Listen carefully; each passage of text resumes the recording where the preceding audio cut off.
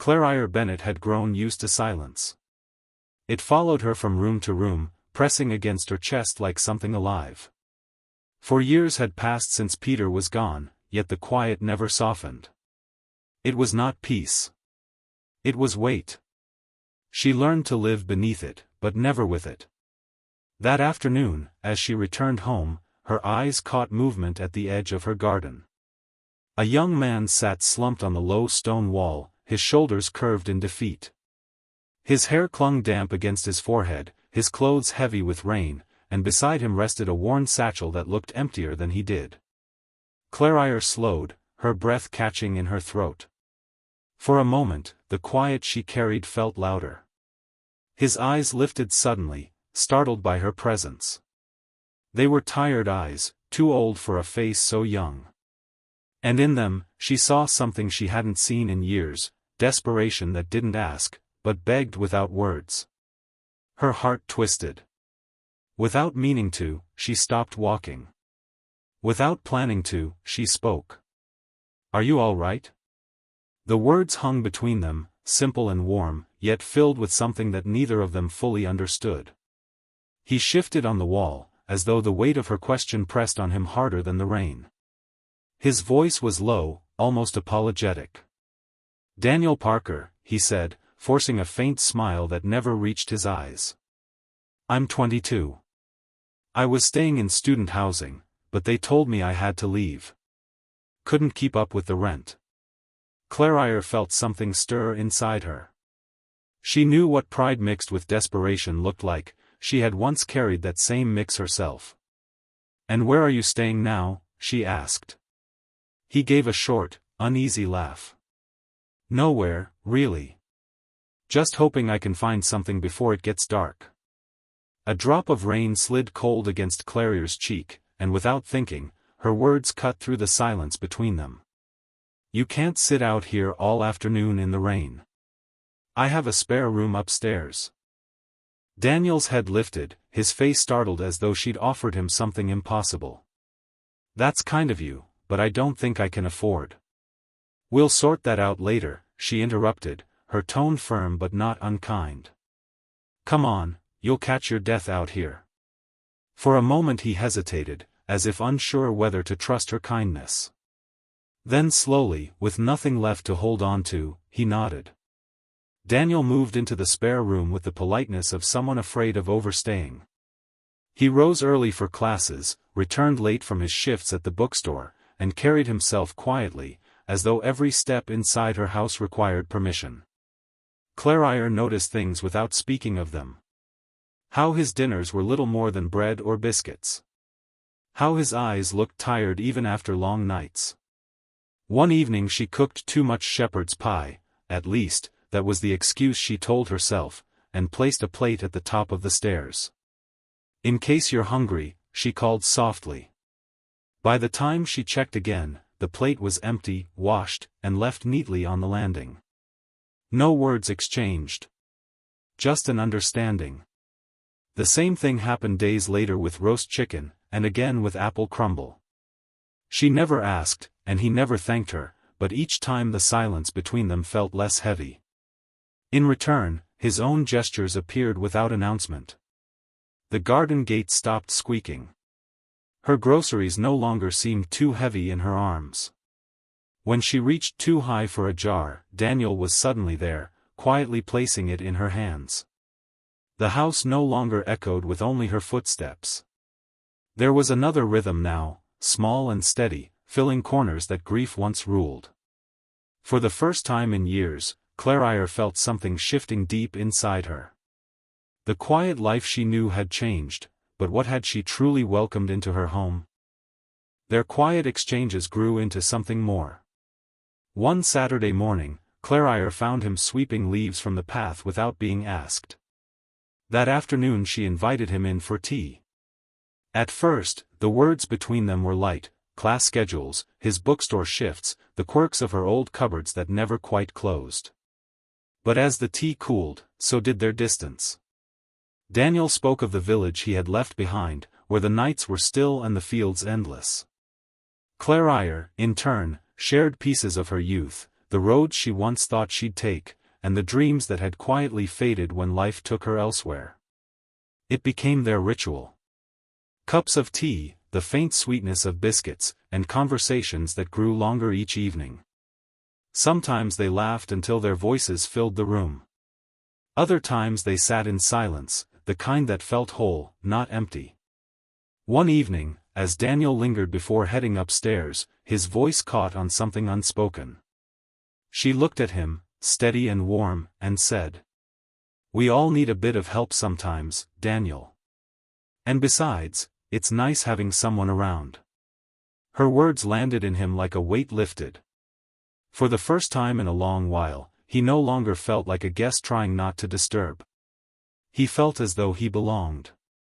And she, sitting there with the fire glowing low, realized she hadn't called a place home in years, until now. Claire began to notice the small things first. Daniel's plate left behind with hardly a bite taken. Mornings when he slipped out before breakfast. Evenings when he insisted he wasn't hungry, though his eyes betrayed him. The truth revealed itself one quiet afternoon when she walked in earlier than expected. He sat at the kitchen counter, coins spread out before him, counting each one into a thin envelope. She asked softly, though she already sensed the answer. "Is that for rent?" He shook his head, a faint smile that didn't hide the strain. "No. My mom's not been well. Medicine's expensive. I try to send her something each week." Her chest tightened, words failing her for a moment.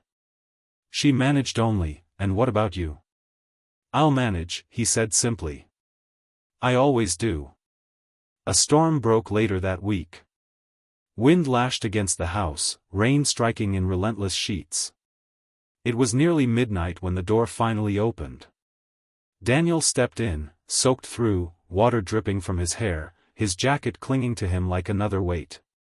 "Good heavens, Daniel," she exclaimed, rushing for a towel.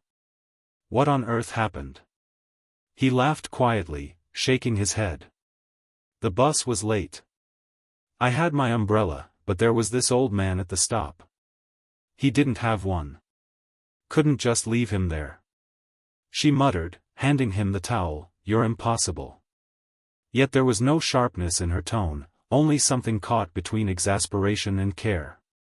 The next morning, when he wasn't looking, she set his shoes by the fire to dry. And later, she tucked a folded note into his satchel, telling herself it was nothing, just a small accident of change. When he found it, she brushed it off with a calm lie about overpaying him for groceries. He didn't argue. But she caught the flicker of understanding in his eyes. The days that followed stitched their lives together in ways neither spoke aloud. Claire noticed the tear in his winter coat and mended it one afternoon while he was away. Daniel came home, slipped it on, and said nothing, but he wore it every day after, his silence louder than thanks. When heavy snow fell, she woke to find the path already cleared, neat and safe, his footprints the only trail left behind. When the kitchen tap began its endless dripping, she discovered it fixed before she had the chance to ask. Each gesture, unspoken and steady, tied them closer. Their bond grew into a rhythm neither questioned. Yet inside Daniel, something unsettled stirred. Every kindness she gave him weighed against the little he could return. He knew sweeping paths and carrying groceries were not enough. He felt her generosity deserved something greater, something lasting. Late one night, as he lay staring at the ceiling, his jaw tightened around a thought he could no longer push aside. Quietly, almost to himself, he whispered, "One day I will find a way to repay her kindness in a way she would never forget." The words left his lips like a promise sealed, one he intended to keep. But repayment, when it comes, can carry weight heavier than debt itself. Winter deepened, and with it came a moment that changed the rhythm of their days. Daniel burst into the kitchen one evening, his cheeks flushed, his breath quick with excitement that seemed too big for him to hold alone. "I've been shortlisted," he said, words tumbling out before he'd even taken off his coat. Claire looked up, her hands pausing mid-motion. "Shortlisted for what?" For the National Scholars Presentation. They choose students from across the country. I'll present my research. If I do well, it could mean funding for the rest of my degree, maybe even a placement after graduation. For a heartbeat, Claire just stared at him. Then warmth spread through her chest, pride rising with every syllable. That's wonderful, Daniel. His voice faltered, the edge of joy breaking against worry. The only problem is, there's a travel fee. Plus materials. It's more than I can manage right now. He looked away as if ashamed of the truth. But before he could speak further, Claire's reply was steady, certain.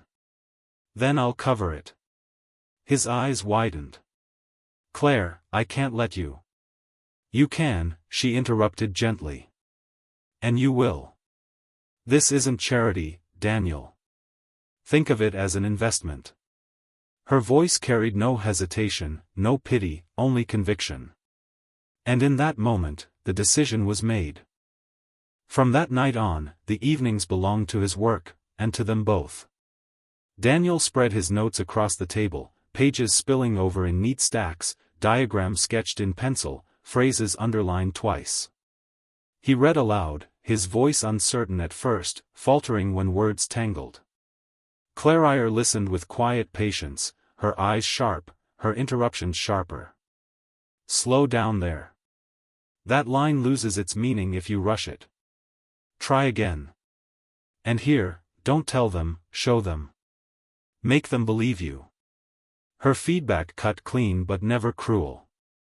With each correction, his confidence grew.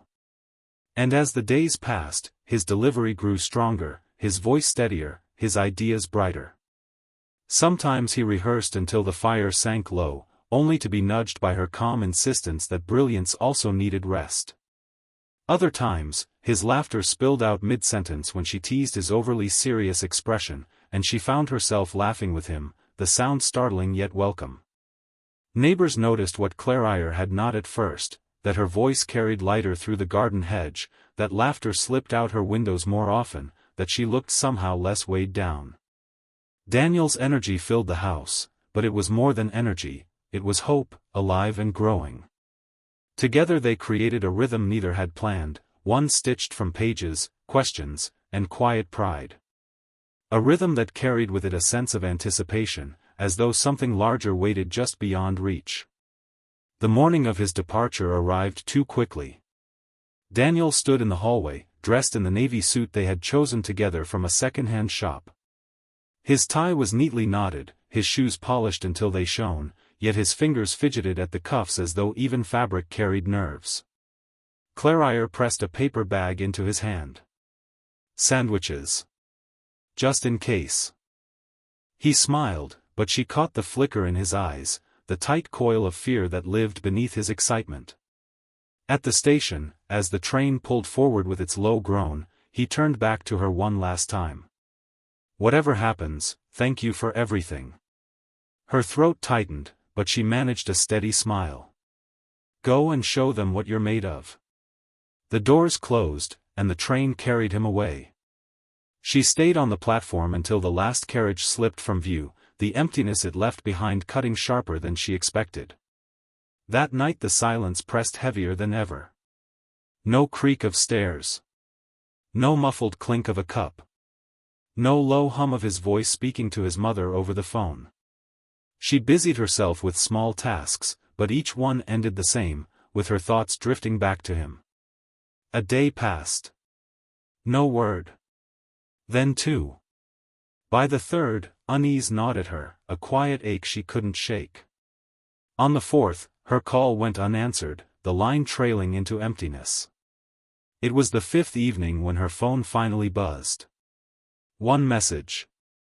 Short, without explanation. Back tomorrow evening. Please be at home.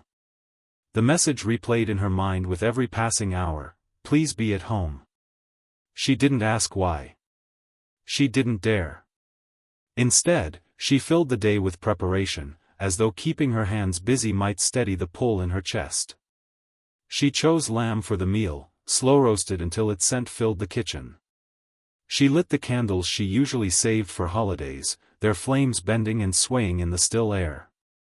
From the market she had carried back a Victoria sponge, his favorite, a quiet promise of welcome. By afternoon the table was set for two. Plates gleamed, cutlery aligned, glasses polished until they caught the light. She moved from room to room checking, straightening, fussing over details that had never mattered before. Her heart beat louder than her footsteps, and with every minute the question returned, why had his words been so brief, so urgent? As evening deepened, she stood in the kitchen, her hands pressed against the counter, listening. And then, at last, the sound she had waited for all week. The front gate clicked shut. The door opened and there he was, cheeks flushed from the cold, eyes brighter than she had ever seen them. His smile carried both triumph and mischief, and behind his back he held something hidden. Clary's breath caught. "You made it back." "I told you I would," he said, stepping into the glow of the fire. Slowly, he brought his hands forward, revealing a black frame wrapped in gold ribbon.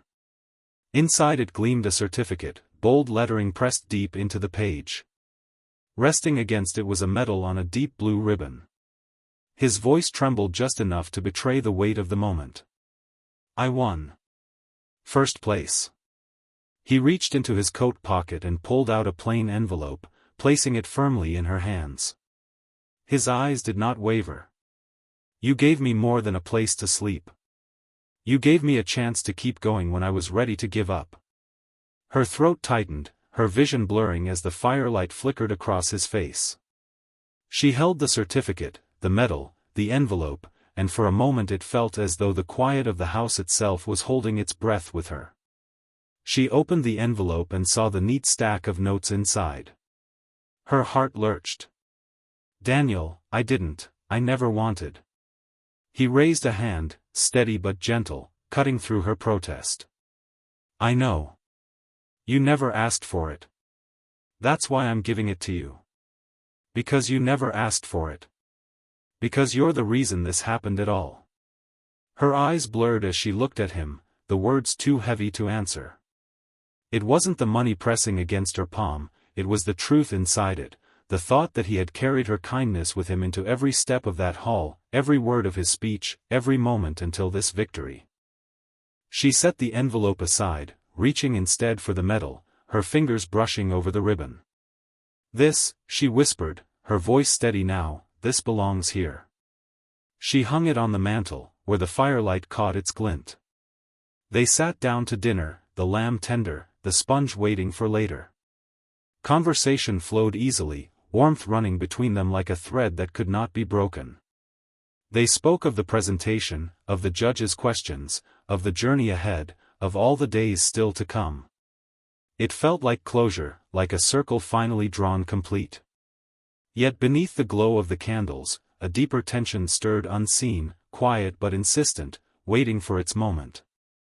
The plates had been cleared, the fire burned low, and the quiet between them was no longer empty but full, rich with all that had been said and all that didn't need saying.